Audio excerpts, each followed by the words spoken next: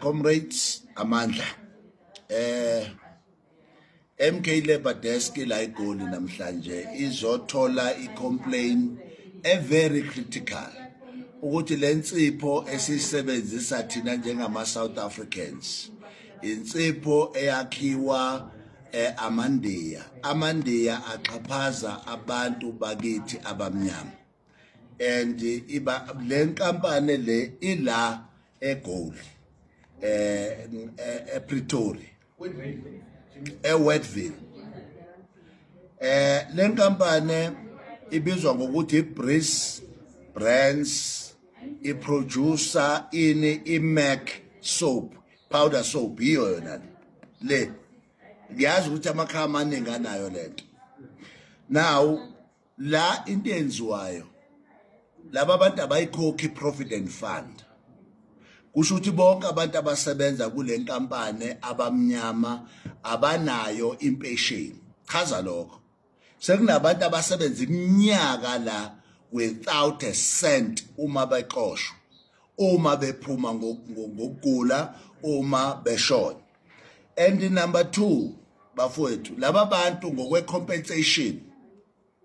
ithi irate yabo ye collective agreement ye bargaining council ithi laba bantu kufanele ngabahola ubani u45 rand per hour ngenxa yokuthi inkampani yani yama chemicals and laba bantu abacomply and laba bantu abafuna ukukhokhela abantu ngendlela enjani ecacile kodwa izwe lonke liphethe lensipho bafowethu le nkampani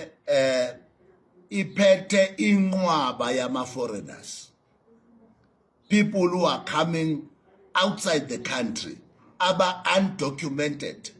abantu abana ngokungemthetho basebenza kule nkampani isho ukuthini lento kithi njengabantu abamnyama there are immigrations act akhona eSouth Africa and unfortunately isebenzi lezi ezizo reporter today zibeka into ebaleke kakhulu ukuthi laba bantu le nkampani associate nani nabaphoyisa amaphoyisa are coming every day to take envelope ethi laba bantu bangaboshwa now umbuzo uthi do we have umthetho South Africa the answer is no is banana republic bafowethu unengi and uyazi abantu bakithi bacindezelwa ngomsebenzi amandiya ahlaliswe ema-office and the management enkulu eningi eyamandiya abantu abamnyama bekhe ikhundleni because we must always be a slave in our own country so uyabona ukuthi lento yama-foreigners isilimaza thina ngendlela ethi siqilazwa amabhunu manje siqala sithi siyakhululeka sesikhululekela kuphi emandiyeni and amandiya are doing this purposefully because ayazi ukuthi are covered by some politicians who come and visit that company every day and inqwaba abantu abavisita leya nkampani abangama politicians beyolanda ama brown envelope siyobasho ngelinye ilanga omunye wabo ubekade ucity lokuza mayor of Johannesburg senoyifundela kinina ke kwilist ukuthi sikhuluma ngobani so it's very painful and bafowethu la ayifuneki union kule nkampani ayifuneki union uma kufa umuntu kule nkampani abanandaba naleyo nto it's just a business as usual now umbuzo wethu ke uthi where is labor in all this what we've explained to you where is labor department where is the minister who's guiding who's supposed to give a directive to labor kuneyinkampani la ezinje eziqhaphaza abantu bakithi sibhizi sitshenwa nge-white monopoly capital where is an Indian monopoly because this thing, it shows ukuthi ezweni lethu wonke umuntu ofuna ukuzoxhaphaza umuntu must come to South Africa.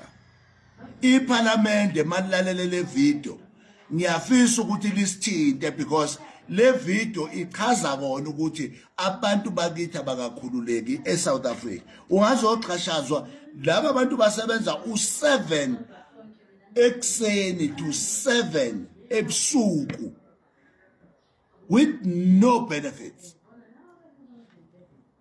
Here we are. Umbuzo wethu uthi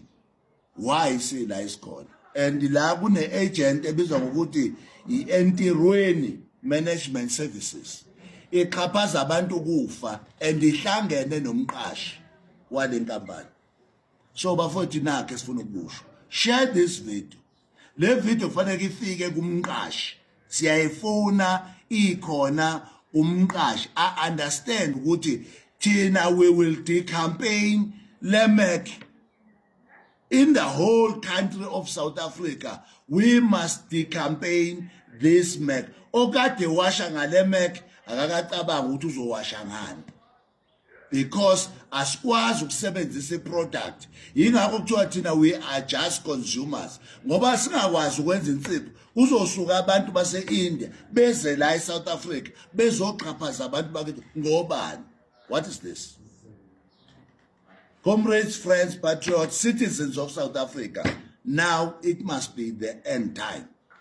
where people will be exploited, where people will be unfair dismissal, where people will be unfair labor practice in their own country. No, we are saying no. But sizohamba siyoma emnyango wale nkampani. If yonke lento bayayi-ignore, siyahamba siyoyivala le nkampani, and uShoprite must stop ordering lento from this company. USPA must stop ordering lento until these people